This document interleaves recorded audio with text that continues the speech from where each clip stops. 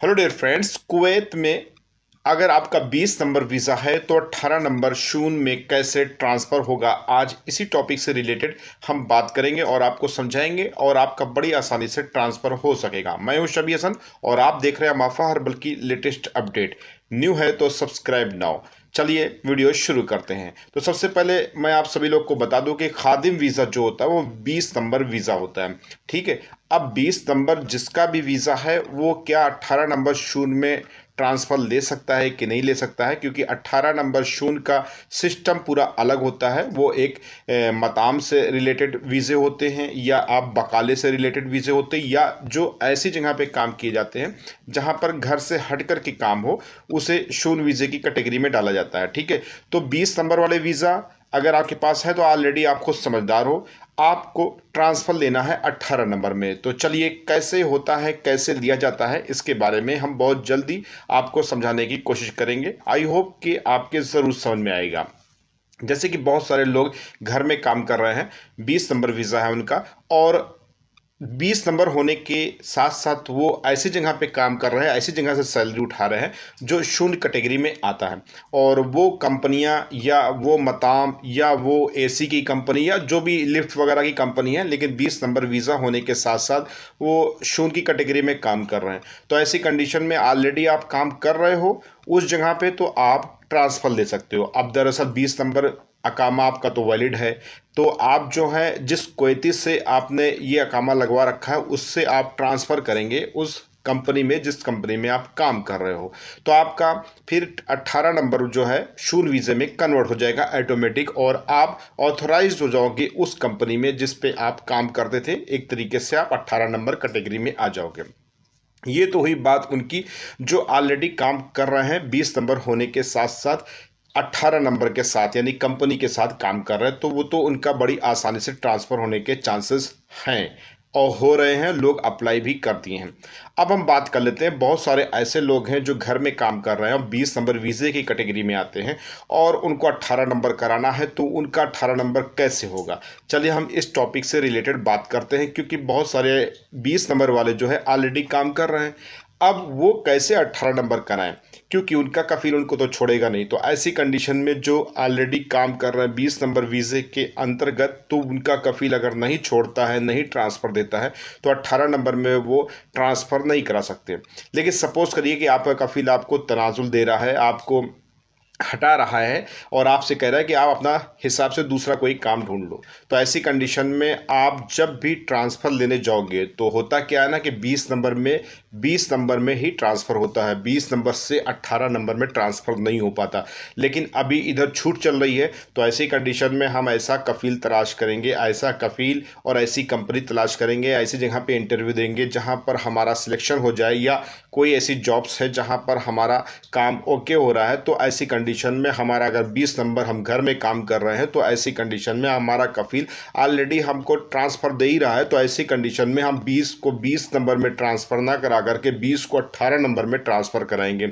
और ये सब करना पड़ेगा सिर्फ आपको, क्योंकि जो कफील है आपका 20 नंबर वीज़े के अंतर्गत वो आपको सिर्फ ट्रांसफ़र देगा, चाहे आप 20 में लो चाहे 18 में लो, आपके ऊपर डिपेंड करता है, एज यू लाइक आपके ऊपर मामला रहेगा। तो आपको करना क्या, आपको 18 नंबर से रिलेटेड बहुत सारी जॉब्स हैं, वहाँ पर आपको ट्राई करना है। अगर आपकी जॉब का मामला वहाँ पर हो जाता है तो आप उनको बता सकते हैं कि मेरा 20 नंबर का वीज़ा है और मैं अपने कफील से बात करके आप में ट्रांसफ़र लूँगा तो मेरा 18 नंबर हो जाएगा। तो वो बोलेंगे कि हाँ अभी छूट चल रही है और हमें इतने आदमियों की ज़रूरत है और इतने आदमी में से अगर आप आते हो 20 नंबर के ज़रिए से तो हम ट्रांसफ़र 18 में ले लेंगे।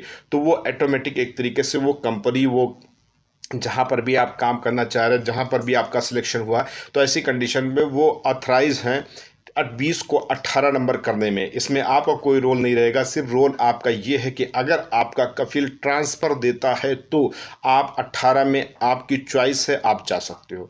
लेकिन अगर आपका कफील 18 क्या 20 में भी ट्रांसफ़र नहीं दे रहा है तो आप ज़बरदस्ती कुछ भी नहीं कर सकते हो। वो कैटेगरी, वो क्राइटेरिया, वो सिस्टम, वो रूल्स, सारे रेगुलेशंस, सारे सब सिस्टम अलग हो जाता है, उसका टॉपिक ही अलग हो जाता है आज के इस वीडियो के टॉपिक के तहत। और बहुत सारी वीडियोस में, एक दो वीडियोस में मैंने तनाजुल कैसे लेते हैं ये सब चीज़ों की कैटेगरी मैंने बता रखी है।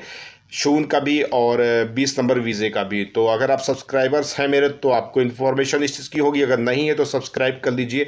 और बहुत सारी इन्फॉर्मेशन अगर आप यूट्यूब पर सर्च करने जा रहे हैं तो लास्ट में अमाफा ज़रूर लिख दिया करिए, AMAFA।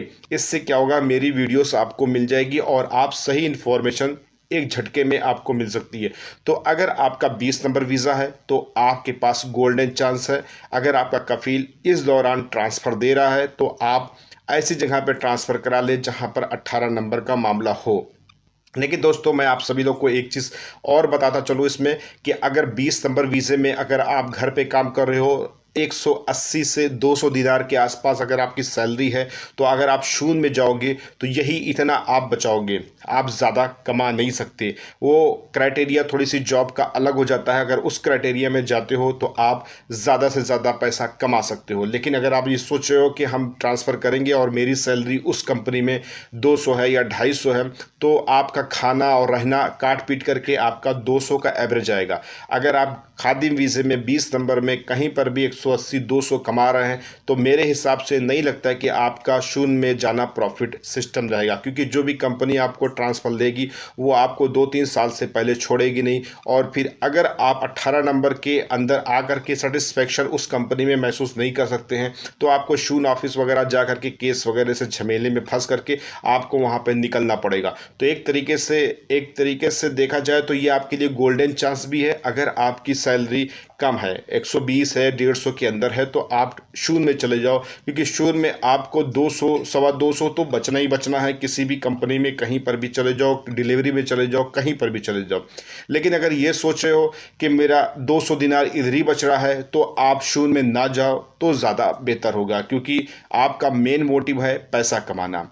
और शून्य की कैटेगरी अलग हो जाती है और खादिम की कैटेगरी अलग हो जाती है। खादिम में बहुत सारी फैसिलिटीज़ गवर्नमेंट की तरफ से मिलती है, जैसे कि उसमें मेडिकल का हो गया या जो भी फूड सिस्टम हो गया, तौमीन से जो भी मिलता है, तो एक तरीके से ये रहता है। लेकिन शूर में ये सब चीज़ें नहीं रहती हैं, वहाँ पर मेडिकल वगैरह थोड़ा सा महंगा रहता है। लेकिन अगर आपकी अच्छी सैलरी मिल रही तो बेशक आप ट्रांसफ़र कराओ। और सैलरी अच्छी नहीं है, आपकी 200-250 के अंदर है और आपको लग रहा है कि मैं जितना खादिम में कमा रहा था उतना ही मेरा बचेगा रूम का, खाने पीने का काट करके, तो ऐसी कंडीशन में आप 20 में ही ट्रांसफ़र कर दो तो ज़्यादा बेहतर है। लेकिन अगर ट्रांसफ़र नहीं भी लोगे तब भी चल जाएगा। तो कुल मिलाकर के अगर आपकी सैलरी आपकी पुरानी जॉब से बेहतर है और अगर आपका 20 नंबर है तो गोल्डन चांस है, आप ट्रांसफ़र कराओ। किसी की बात में आने की ज़रूरत नहीं ना, सिर्फ आप जो है ऐसे कंपनी, ऐसे कफील को तलाश करो जो आपको ये सिस्टम प्रोवाइड कर सके और आपका इसी तरीके से बड़ी आसानी से ट्रांसफ़र हो जाएगा। और इसके बाद यानी कि 1-2 महीना जो भी इसका टाइम पीरियड चल रहा है, फिलहाल काफ़ी दिनों से शुरू है। मैं सोच रहा था इस पे वीडियो बनाने के लिए, लेकिन हमने कहा ऑलरेडी सबको मालूम है, लेकिन बहुत सारे खादिम के लोग कंफ्यूज हैं, इसलिए इस वीडियो को हमने यहाँ तक पहुँचाने की कोशिश की है। आई होप कि ये सब वीडियोज़ के हिसाब से जो मैंने बताया ये आपको अच्छा लगा होगा और आपको नॉलेज मिली होगी। अगर नॉलेज मिली है तो सब्सक्राइब ना हो और ज़रूरतमंद लोगों के साथ शेयर भी करना ना भूलें। तो मिलते हैं नेक्स्ट वीडियो में, दुआ में याद रखिएगा। तब तक के लिए मासलाम।